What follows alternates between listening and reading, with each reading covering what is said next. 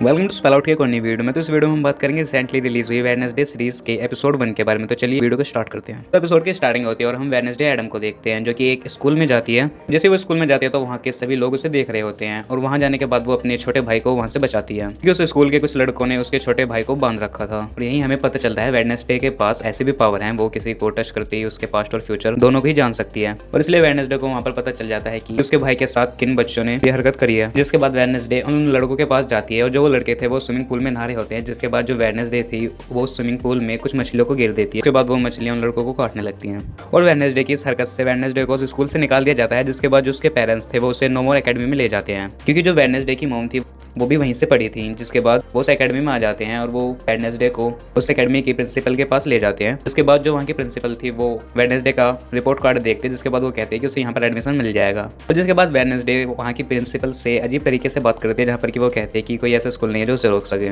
जिसके बाद वेडनेसडे अपने रूममेट से मिलती है जिसका नाम एनिद होता है। जिसके बाद जो एनिद थी वो वेडनेसडे को स्कूल को दिखाने के लिए ले जाती है जहाँ पर कि वो बताते हैं कि ये स्कूल कब बनाया गया था और साथ ही इससे रिलेटेड कुछ और बातें भी बताती है। जिसके बाद वेडनेसडे एनिद से कहती है कि वो ज़्यादा देर इस स्कूल में नहीं रुकेगी। तो वो साथ ही एनिद से कहते हैं कि वो इस स्कूल से भाग जाएगी क्योंकि वो अपनी मोम की तरह नहीं बनना चाहती। जिसके बाद उन दोनों के पास एक लड़का आता है उस एकेडमी का और वो एनिद से कहता है कि मैंने सुना कि तुम्हारी रूममेट लोगों को मारती है। और जिस पर वेडनेसडे बोलते हैं कि वो लोगों को नहीं मारती बल्कि उनकी बोटियों को खा जाती है। और इतना ही सुनकर वो लड़का वहाँ से भाग जाता है। और उसके बाद वेडनेसडे अपनी मोम से मिलती है और अपनी मोम से कहते हैं कि वो यहाँ से भाग जाएगी। जिस पर उसकी मोम कहती है कि वो यहाँ से नहीं भाग सकती। और इतना कहने के बाद जो उसकी मोम थी वो वेडनेसडे को एक लॉकेट देती है जिस पर डब्लू बना होता है। और साथ ही उसकी मोम वेडनेसडे से ये भी कहती है कि वो एक हफ्ते तक उनसे बात नहीं कर सकती क्योंकि ये एकेडमी का रूल है। और साथ ही कहती है कि वो हफ्ते के लास्ट में यानी संडे में उससे मिलने के लिए आएंगे। और इतना कहकर उसकी मोम वहाँ से गाड़ी में बैठकर चली जाती है। और जो उसकी मोम थी वो वहाँ पर एक हाथ को छोड़ जाती है जिसका नाम थिंग होता है ताकि वो वेडनेसडे पर निगाह रख सके। और जिसके बाद सीन शिफ्ट होता है और हमें दिखाया जाता है कि नेवर मोर एकेडमी से दूर एक लड़की की बॉडी मिलती है और वहाँ पर दो पुलिस वाले उस बॉडी को चेक कर रहे होते हैं जिसमें एक पुलिस वाले का नाम शेरिफ होता है। और वो अपने साथी से कहता है कि लोगों को कुछ दिनों तक जंगल में नहीं आने देना चाहिए। और साथ ही वो ये भी कहता है कि ये काम नेवर मोर एकेडमी का है। जिसके बाद सीन शिफ्ट होता है और सीन वेडनेसडे के रूम पर शिफ्ट होता है जहाँ पर कि वेडनेसडे और एनिद ने अपना रूम हाफ शेयर कर लिया है। जहाँ पर एनिद के हाफ रूम में दीवारों पर कलर्स हैं पर जो वेडनेसडे का हाफ रूम है उसमें कुछ नहीं है क्योंकि वेडनेसडे को ये सब पसंद नहीं। जिसके बाद वेडनेसडे एक नोवेल लिखने लगती है और साथ ही एनिद से कहती है कि वो उसे डिस्टर्ब ना करे। जिसके बाद एनिद म्यूजिक बजाने लगती है और वेडनेसडे उसे उस म्यूजिक को बंद करने के लिए कहती है। और जिसके बाद एनिद और वेडनेसडे दोनों की बहस होने लगती है और तभी वहाँ पर एक टीचर आती है जिसका नाम थोरन हिल होता है और वो वेडनेसडे को एक फ्लावर देती है और उसका वेलकम करती है। और साथ ही वो बताती है कि इस एकेडमी में जितने भी बच्चे आते हैं वो उन सबका ऐसे ही वेलकम करती है। उसके बाद सीन मॉर्निंग के सीन पर शिफ्ट होता है और वेडनेसडे एक हॉल में जाती है जहाँ पर कि वो देखते हैं कि कुछ तलवारबाजी की प्रैक्टिस कर रहे हैं लड़के और कुछ लड़कियाँ। जिसके बाद वो एक लड़की को चैलेंज कर देती है वहाँ पर। और जिसके बाद वेडनेसडे उस लड़की के साथ 3 राउंड खेलती है और जिसमें वो पहले राउंड में तो जीत जाती है पर सेकंड राउंड में वो लड़की जीत जाती है।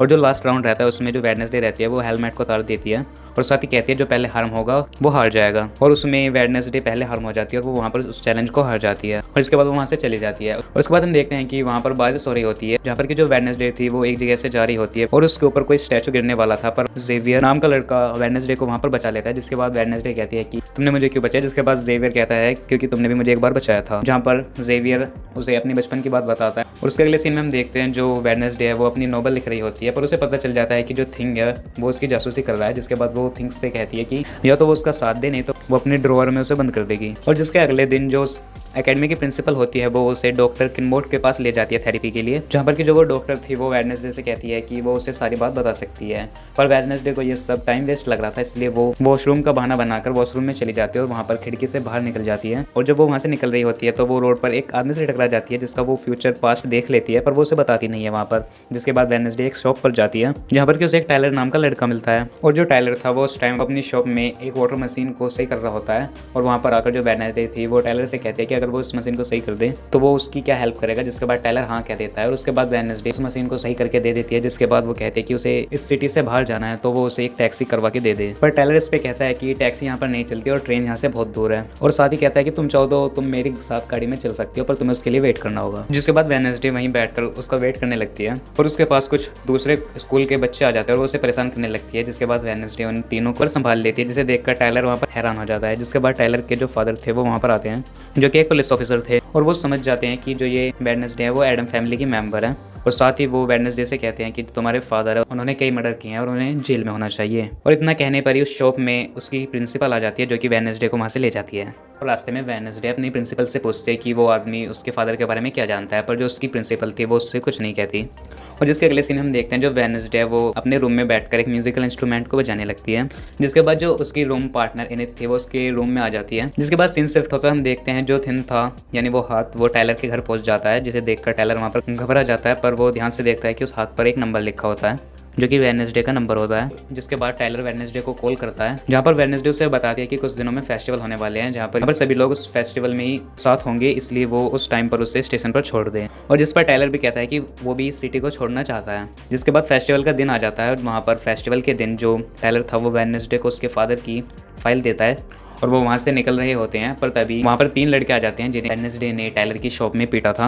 और उसके बाद जो वेडनेसडे और टायलर थे वो बच के वहाँ से निकलने लगते हैं। जिसके बाद वो निकलते निकलते जो वेडनेसडे थी वो किसी लड़के से टकरा जाती है और जैसे वो उससे टच होती है तो वो उसका फ्यूचर देख लेती है, जहाँ पर कि वो मरने वाला था। और ये बताने के लिए वो उसके पीछे जंगल में जाती है जहाँ पर कि वो लड़का गया था। और जिसके बाद जब वेडनेसडे जंगल पहुँच जाती है तो जो वो लड़का था वो अपने मैजिक के जरिए वेडनेसडे को वहाँ पर पकड़ लेता है। और साथ ही में पता चलता है उस लड़के का नाम रॉन है। और वेडनेसडे उससे कहती है कि तुम्हारी जान खतरे में है। और जहाँ पर वो रॉन वेडनेसडे से कहता है कि मरने वाला मैं नहीं तुम हो, क्योंकि उसकी मॉम ने उसे 25 ईयर्स पहले बताया था कि तुम सबके लिए खतरा हो। पर वहाँ पर क्रीचर आ जाता है जो कि वेडनेसडे को बचा लेता है, पर रॉन को वहाँ पर मार देता है। और वहाँ पर वेडनेसडे समझ नहीं पाती कि इस क्रीचर ने उसे क्यों बचाया। और जिसके अगले सीन में हम देखते हैं जो वेडनेसडे रहती है वो अपने रूम में बैठी होती है, जहाँ पर कि उसके पेरेंट्स उससे कांटेक्ट करते हैं और उससे पूछते हैं कि उसका पहला हफ्ता कैसा बीता। जिस पर वेडनेसडे कहती है कि आप सही कह रही थी कि मुझे यहीं रहना चाहिए। जिसके बाद वेडनेसडे स्माइल करती है और इसी के साथ पहला एपिसोड यहाँ पर एंड हो जाता है। तो आई होप आपको इसके पहले एपिसोड की एक्सप्लेनेशन पसंद आई हो। तो इस वीडियो में इतने, मैं मिलूँ आपको नई वीडियो में नई मूवी या फिर नई वेब सीरीज के एक्सप्लेनेशन के साथ। तब तक के लिए गुड बाय।